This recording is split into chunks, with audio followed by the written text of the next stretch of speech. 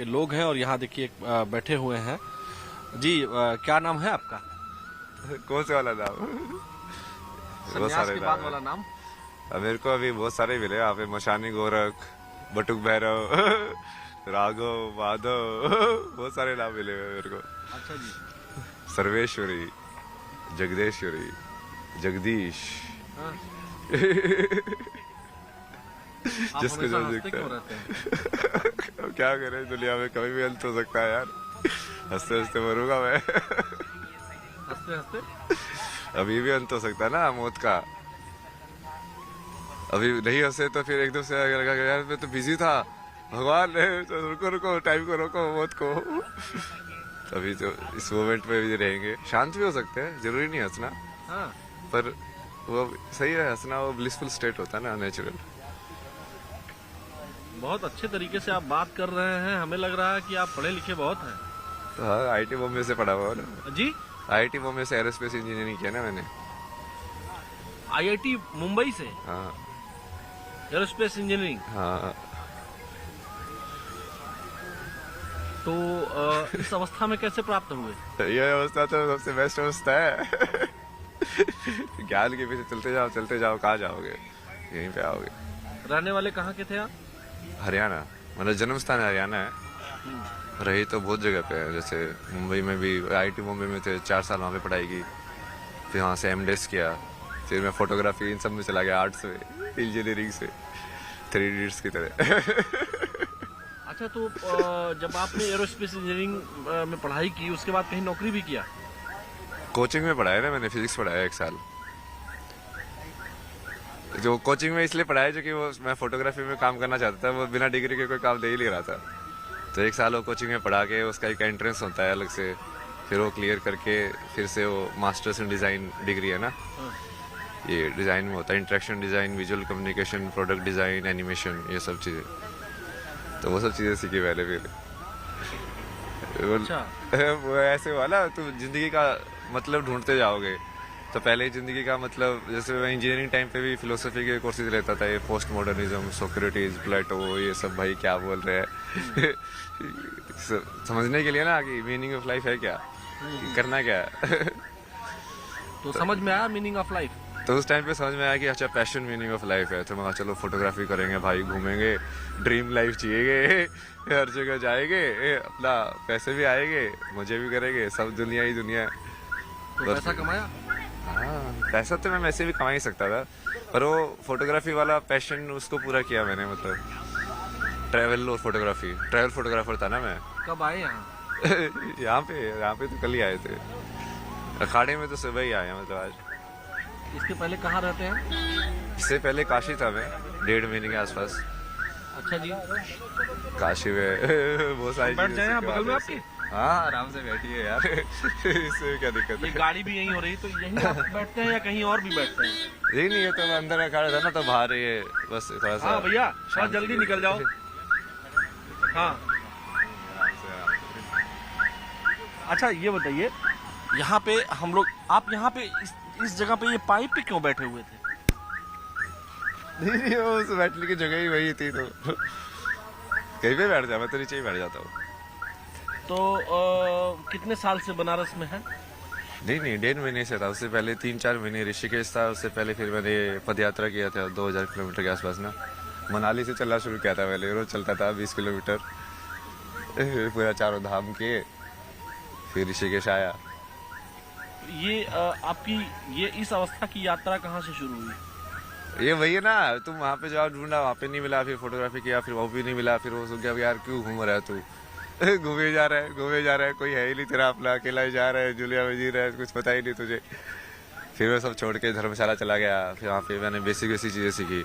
मेरा खाना बनाना तो आता ही नहीं है। दुनिया में इतनी सारी चीज़ें सीख ली, अभी ये तो बेसिक चीज़ें समझ में नहीं आती तेरे को कि खाना कैसे बनता है। तो समझो थोड़ा स्टिल माइंड को ना, कि हाँ छोटी छोटी चीज़ों पे ध्यान दो। ज़िंदगी की रोज़मर्रा की एक एक चीज़ें जो तुम कर रहे हो वो कैसे होती हैं। तो माता पिता ने पढ़ाई लिखाई कराई थी आपको? पढ़ाई कहाँ है? मम्मी पापा कहाँ है? मम्मी पापा ने तो, जैसे ही तुम भगवान का नाम लेते हो, आधे तो भारत में ऐसे बोलते हैं भाई ये तो पागल हो गया। जैसे तुम ध्यान में बैठते बोले ये तो बाबा बोलेगा, ये तो भाग जाएगा घर से। मैं यार बाबा बाबा नहीं बनना भाई, मैं तो अब ये चीज सोच में आई कि हाँ ये असली ज्ञान तो यही है, अब मन को समझना है, मेंटल हेल्थ या कोई और चीज को तुमको ठीक करना है तो यही करके करोगे। तो लेकिन लोग तो कह रहे होंगे कि आपकी मेंटल हेल्थ ठीक नहीं है। तो लोग तो कुछ भी बोलते रहे तभी तो आनंद में हूँ, लोगों से फर्क क्यों पड़ता मुझे? फर्क नहीं पड़ता। महादेव भगवान सब को करते मानते हैं, महादेव शिवा। तो भगवान शिव को तो कभी कभी गुस्सा भी आ जाता है। मुझे तो बहुत आता है थप्पड़ मार दिया था मैंने एक को। अच्छा, कोई पूछते नहीं है कि इतने बड़े बड़े नाखून कर लिए हैं, बड़े बड़े बाल कर लिए हैं? पूछते रहते लोग। तो क्या जवाब देते हैं उनको? सबको अलग अलग जवाब देता हूँ अच्छा, जो स्कूल कॉलेज में गए होंगे तो कुछ पर्सनल नाम तो होगा स्कूल कॉलेज वाला? है ना, अभय सिंह। अभय सिंह। लेकिन अभय सिंह मॉडर्न लड़का, इंजीनियरिंग की पढ़ाई किया, आईआईटी मुंबई, आईआईटी में लोगों का एडमिशन नहीं होता है। हाँ।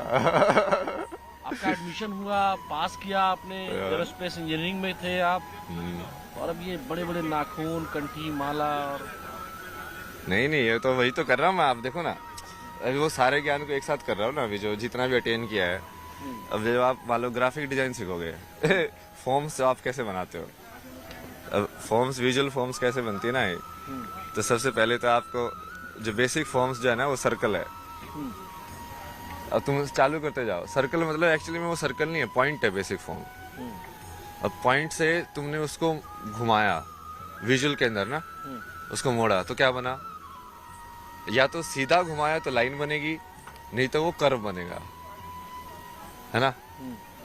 अब उसके तू जोड़ के उस कर्व के अंदर क्या हो गया, 2 पॉइंट हो गया, अब 1 से 2 हो गया, 1 पॉइंट था से 2 पॉइंट हो गए।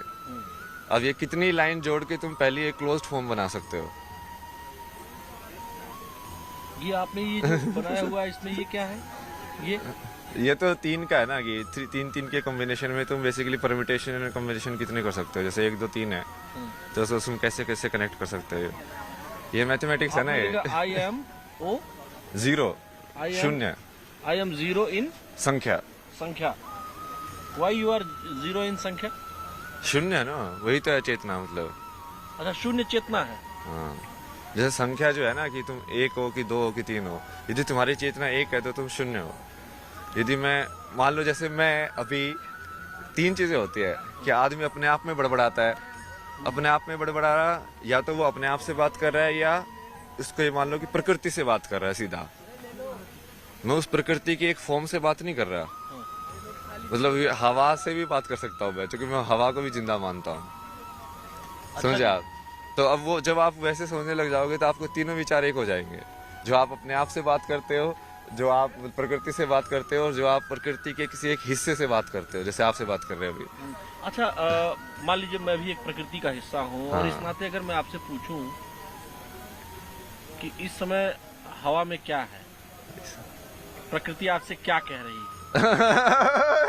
यही कह रही है, मजे कर। मजे करो।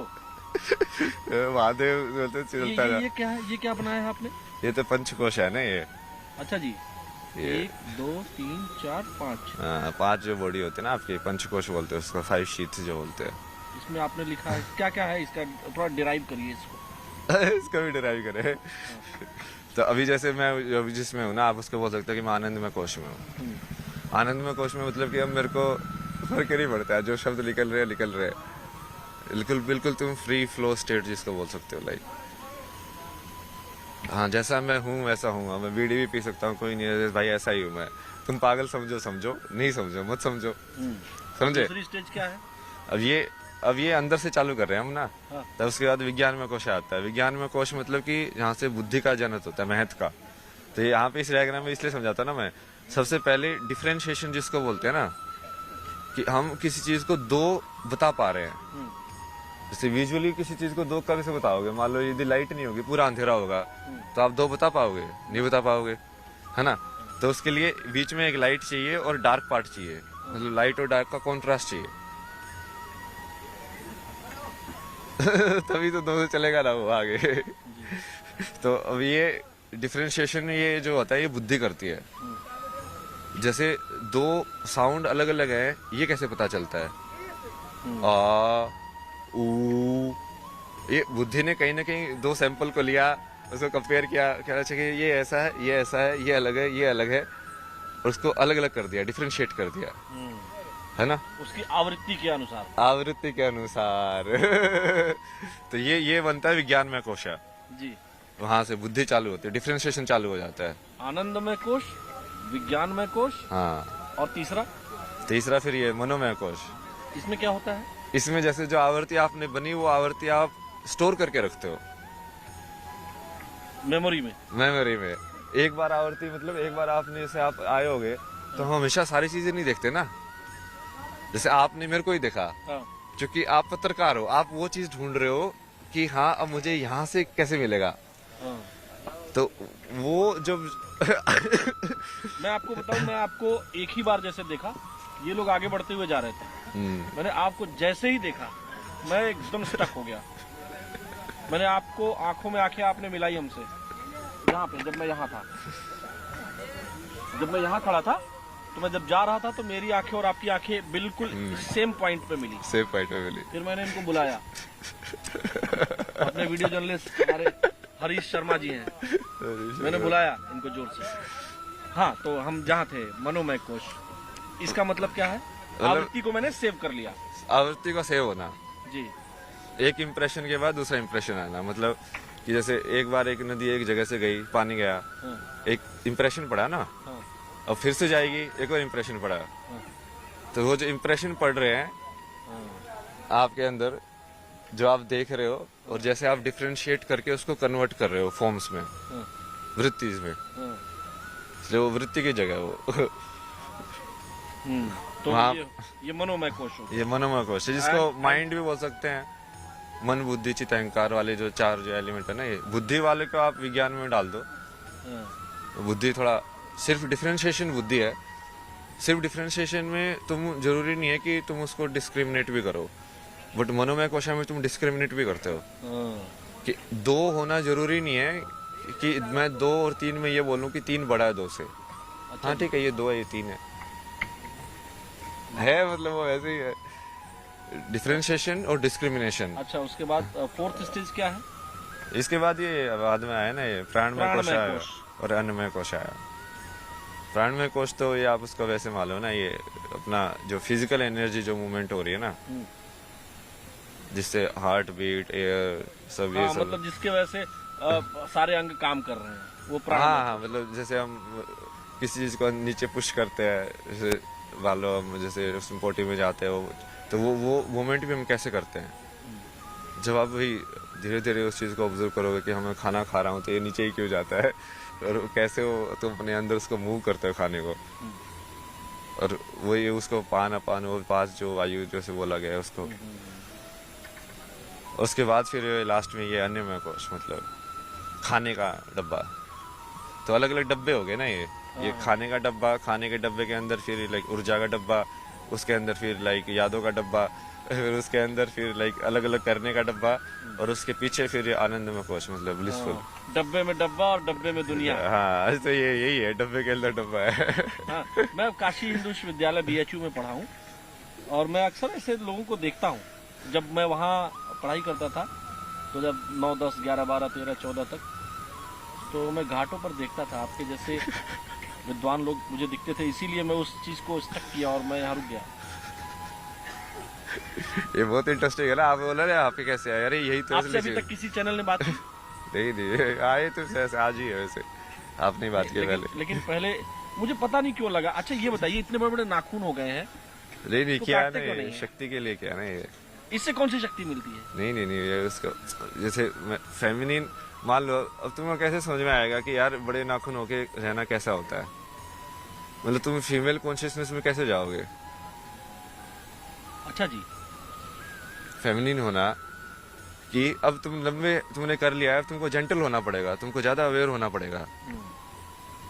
जब कोई सच धर के कोई लड़की निकलती है तो उसको ज्यादा ढंग से देखना पड़ता है ना, कि हाँ ये कपड़ा यहाँ से ये नहीं खिसके, उसको ज्यादा अवेयर रहना पड़ता है।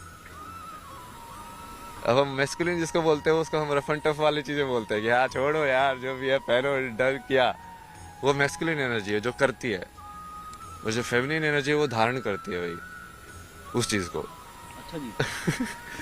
तो उस चीज को समझने के लिए तुमको कई बार वही उस अवस्था में उसको देखना भी पड़ता है ना कि अच्छा ये है, मतलब ऐसे जीना, ऐसे रहना, कि जेंटल रहना। तो कई बार वो उसकी वजह हिसाब से भी करता हूँ ना मैं चीजें, बाकी वही मुंह पे लगाना ये सब चलता रहता है। हिमालय गए हैं कभी? हिमालय तो बहुत गया ना मैं, पहले कितने ट्रैवल। साल से आप इस अवस्था में हैं? किस अवस्था में? इसमें तो ये मान लो कि 3.5 साल के आसपास। अच्छा। पहले एक बुक लिखी थी मैंने, a beautiful place to get lost. हाँ। उसमें यही बताया था कि देखो ढूंढना का कुछ नहीं है, ढूंढना कुछ है ही नहीं। वो जगह कहाँ है जहाँ गुम हो जाया जाता है? जी वही तो बता रहा हूँ कि कुछ ढूंढना है ही नहीं भाई, मतलब ढूंढने को है ही नहीं कुछ।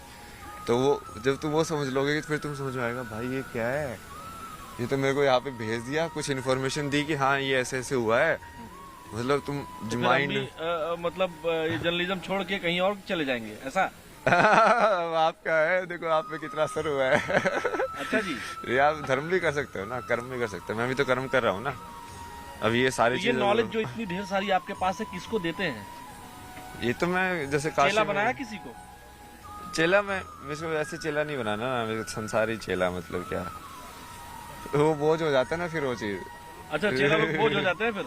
नहीं, गुरु भी बोझ है, चेला भी बोझ है, क्योंकि वो बंधन तो कोई नहीं होना चाहिए। तुम कहीं थी बिना बंधन के होना है तो कोई बंधन ही नहीं होना चाहिए। लेकिन कोई भाई बहन कोई है आपके? और नहीं अकेले थे आप? मतलब बहन है, मतलब अब तो कुछ भी नहीं है ना, अब तो सिर्फ महादेव हैं। फोन आता है, मोबाइल आपके पास है? हाँ आता है बहन का? नहीं अब कुछ नहीं आता। अरे उन लोगों ने तो मैं बीच में मैं मेडिटेशन ये सब करता था घर पे, पुलिस बुला ली, ये तो पागल हो गया है, इसको यहाँ पे लेके जाओ। भाई बहुत बढ़िया, भगवान ने छुटकारा दिलाया, अपने आप ही छुटकारा दिला दिया, मेरे पाप भी नहीं लगेगा, खुद ही भगा रहे हैं। घर वालों ने खुद भगा दिया? हाँ मतलब वो वैसे एक्टिव ऐसे कर रहे थे ना, दूसरे लोगों को जाके बाहर ऐसे बताना जैसे इसकी तो स्थिति सही नहीं है भाई, वो स्थिति सही नहीं है भाई, मैं तुमको विज्ञान के तथ्य न्यूरो साइंस समझा रहा हूँ, तो मेरी स्थिति सही नहीं समझा रहे हो, मतलब हद हो गई तुम्हारी। अब क्या करे ना, क्योंकि वो सोचते हैं कि वो रिश्ते में कहीं पे बड़े हैं तो ज्ञान में उनको कुछ ज्यादा ही वो हो जाता है। फिर ये माँ बाप के रिश्ते में भारत में बहुत ज्यादा है। हाँ। बाप होना मतलब ये होगा कि अरे वो बाप भी तो वो 10वीं पास ही है, बाप होने से वो एकदम से उसको ब्रह्म ज्ञान थोड़ी मिल जाएगा, कि वो बच्चे को जो बता रहा है उसको ये बताना चाहिए ना कि भाई देख मेरे को तो इतना ही पता है। बट हमेशा सारे बाप ऐसे बताते हैं जैसे हाँ बस मैं ही बता रहा हूँ तुझे। वो अहंकार चली था ना, वो कृष्ण ने समझाया था ना, ये मोह और उसमें अंतर, प्रेम में अंतर, उसको कृपाचार्य को समझाया था ना, अश्वत्थामा और सबको भी। अश्वत्थामा को उसका मोह में फंसा ना, वो अश्वत्थामा मारा गया। ये सारा आपने कौन सा ग्रंथ आपने पढ़ा है?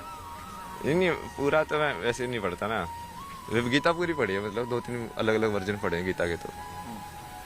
और उसके अलावा जैसे ये विज्ञान भैरव तंत्र पूरा पढ़ा है, मतलब बहुत सारी पढ़ी तो पूरी है, विवेक चूड़ामणि ने भी पूरी पढ़ी है, शंकराचार्य के। संस्कृत आती है? हाँ संस्कृत तो स्कूल में ही पढ़ी थी, बट अभी वो संस्कृत को महसूस करने वाला उसका जो एल्गोरिथम है ना, व्याकरण, कि वो स्वर कैसे निकले, फिर उससे वो तुम ध्वनि कैसे बना रहे हो, क्योंकि उसी से फिर वो मंत्र की जो स्ट्रक्चर है वो वहीं से आती है, कि ये वाली ध्वनि तुम साथ में एसोसिएट करोगे तो वो उसको मीनिंग ना देख के सिर्फ ये देखो कि वो एनर्जी का एक तुमने एक पर्टिकुलर वो फीड किया है। तो मतलब घर वालों ने आपको पुलिस बुला ली? हाँ मैं तो बड़ा बट वो महादेव थे ना साथ में। अभी बात होती है कि नहीं सिस्टर से और घर वालों से? सब बकवास। कितने साल से नहीं बात की? 1-1.5 साल से ही। 1-1.5 साल से बात नहीं करते हैं लोग?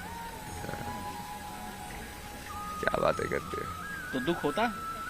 नहीं उनके लिए दुख होता है, उनको मैं समझा के थक गया भाई, क्योंकि आपस में बहुत लड़ते थे। मगर देखो एक दूसरे की जिंदगी नरक बनाने से कुछ फायदा नहीं होता है।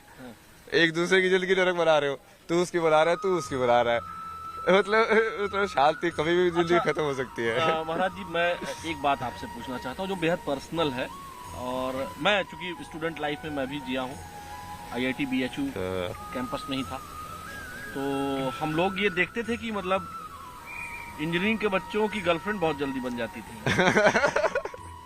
इंजीनियरिंग में तो सबसे कम लड़कियां होती हैं। सही है ये? सबसे कम लड़कियां होती है वहाँ पे तो। हाँ, लेकिन गर्लफ्रेंड बन जाती है। जो गैर इंजीनियरिंग वाली लड़कियां होती है वो फट से गर्लफ्रेंड बन जाती थी। तो आपने बनाई थी? होती है। मैंने गर्लफ्रेंड तो थी मेरी IIT में, बट वो तो एक्चुअली IIT में तो उल्टा था। वहाँ पे तो रेशियो कितना होता है, 1:10 का होता है। जब मैं उसमें गया डिजाइन कॉलेज में, वहाँ पे तो उल्टा था। 3 लड़के थे और 7-8 लड़कियां थी क्लास में। बट ये सब एक टाइम की बात है ना। वो तुम उस टाइम पे तो तुम ढूंढ रहे हो। नहीं अभी बीड़ी पी रही रहा। अच्छा, ठीक है। तो मतलब फिर क्या करते थे आप फिर? गर्लफ्रेंड बनी थी कि नहीं बनी थी? बनी थी ना गर्लफ्रेंड, तो बहुत सारी बनी है। ये सारे काम किए ना मैंने उल्टे पुल्टे। ऐसे थोड़ी है कि मैं संसार का ज्ञान इसलिए थोड़ी दे रहा हूँ कि मैं कुछ सत्य पे जिया हूँ। मतलब मैंने तो जो कि मैं उस चीज को सही और गलत देखा ही नहीं ना। मैं तो सिर्फ ऐसे देखा कि यार मुझे अब जिंदगी को समझना है। अब तुम कैसे कैसे समझ सकते हो किसी चीज को, और तुम कैसे समझोगे? आधी चीज तो एक्सपीरियंस से ही समझोगे ना। तो उस चीज को तुम जाओगे, देखोगे कि अच्छा ये होता क्या है, वैसे वाला ना। तो धीरे धीरे करके वो चीजें समझ में आई। बाकी महादेव ने बाकी तो बहुत चीजें समझ आई आगे। जब ये बातचीत हम रोकेंगे, हाँ। जब रुकेगी ये बातचीत, तो मुझे अपना नंबर दे देंगे? हाँ, नंबर देने में दिक्कत नहीं है, बट वो कॉल वॉल पे कम ही बात करता हूँ मैं। मतलब इसलिए मतलब जब मैं आपसे बात करना चाहूँ। मतलब वो क्वेश्चन स्ट्रेट हो ना, स्ट्रेट क्वेश्चन के आंसर। कई बार लोग है ना सांसारिक माया में घुसाने की कोशिश करते हैं फिर से। मैं नहीं घुसाता। नहीं मैं ठीक बात कर रहा हूँ। हाँ, नहीं ये यहाँ तक सही है ना। तो जैसे वो बंधन रिश्ते वो सब हो जाते हैं ना, कि तुम जानते हो किसी को, तो फिर वो वाली चीज वापस आ जाती है, एक्सपेक्टेशन, जो कि वो चित्त काम करने लग जाता है। क्योंकि अब तुमने उसकी पास्ट मेमोरी है तुम्हारे पास। हाँ, अब तुम नेक्स्ट जब एक्सपेक्ट करोगे तो तुम उसके हिसाब से एक्सपेक्ट करोगे। आपने कौन सा तत्व तीसरा वाला बताया? हाँ, मनोमय कोशा। हाँ, अब जैसे आप एक बार मिल लिए, अब मेरी एक आपके अंदर इमेज बनी। जब पहली बार मिले थे तो आपको कुछ नया लगा, तो पता नहीं क्या है, बट नहीं मुझे लगा मैं ऑन कैमरा बोल रहा हूँ ये बात। जब मैं गया यहाँ पे, मैं रुका, फिर आपसे आंखें मिलते मिलते यहाँ तक आया मैं। उसके बाद मैंने इनको बुलाया। एट अ टाइम मैं बता नहीं सकता हूँ मैंने क्या सोचा। अच्छा ही सोचा। सही जा रहे हो आप। ठीक है, हम आपसे मिलते रहेंगे। देखिए, यही ताकत है सनातन की और सनातन के विचार की, तत्व के ज्ञान की। जब कोई लड़का IIT से बीटेक कर रहा होता है तो उसके घर वालों को, देश दुनिया को, पहले तो IIT में एडमिशन नहीं मिलता है। एडमिशन मिलने पर तो पड़ोसी, रिश्तेदार सभी बात करने लगते हैं। लेकिन वही बच्चा जब सन्यासी बनता है तो तरह तरह की बातें भी होती हैं कि पढ़ते पढ़ते पागल हो गया और बहुत सारी चीजें। लेकिन सनातन की यही ताकत है कि यहाँ अपने लिए नहीं, समाज के लिए जीते हैं, और इसीलिए महाकुंभ में विचारों का मंथन हो रहा है। वीडियो जर्नलिस्ट हरीश शर्मा के साथ न्यूज़ 18, आलोक शुक्ला। महाकुंभ में आध्यात्म, संस्कृति के अलग अलग रंग देखने को मिल रहे हैं। अलग अलग संतों से मुलाकात हो रही है, तो कुछ वैरागी भी मिल रहे हैं। ऐसे एक वैरागी मेरे साथ हैं, अभय जी हैं, और इनका स्वरूप आप देखिए तो इनके स्वरूप से आपका इनका जो वैरागपन है वो समझ में आएगा। पर इनकी एक विशेषता है, इन्होंने IIT बॉम्बे से इंजीनियरिंग की है और उसके बाद अचानक इनका मन हुआ और इन्होंने वैराग धारण कर लिया। क्या कहानी थी अभय जी समझेंगे। अभय जी, ये जो कहानी है आपकी, सबसे पहले तो ये कि एरोस्पेस में आपने इंजीनियरिंग की IIT बॉम्बे से। IIT जाना यूथ का सपना होता है और वहाँ जाने के लिए एक बड़ी मेहनत करनी होती है। तो आपने पहले मेहनत की, IIT पहुँचे, और फिर उसके बाद अभी जो स्वरूप हमें आपको दिख रहा है। पहले तो वो कहानी कि आप IIT जाने के लिए क्या मेहनत की, कैसे क्या किया। तो इसमें तो सबसे पहले तो जो कि मैं बहुत छोटे शहर से हूँ ना, झज्जर में, तो मुझे तो 12th तक तो पता ही नहीं था IIT के बारे में। कि कुछ होता है। फिर वहाँ पे कोई तो आया था स्कूल के अंदर कि हाँ ये ऐसे से है, फिर उससे थोड़ा पता चला कि अच्छा ये कोचिंग वोचिंग भी, ये सब चीज़ें भी होती है।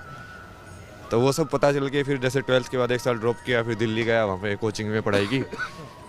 तो फिर हाँ हो गया, मतलब माइंड तो शार्प था ही। कितनी रैंक आई आपकी IIT? मेरी थी 731। फिर उसके बाद वो रैंक आने के बाद एरोस्पेस इंजीनियरिंग चुनना, मतलब एरोस्पेस इंजीनियरिंग चुनने के पीछे का मकसद, क्योंकि उस समय पे आमतौर पर CSIT जैसी फील्ड, मैकेनिकल इंजीनियरिंग, बाकी चीज़ें लोग जाते थे, एरोस्पेस इंजीनियरिंग चुनने के पीछे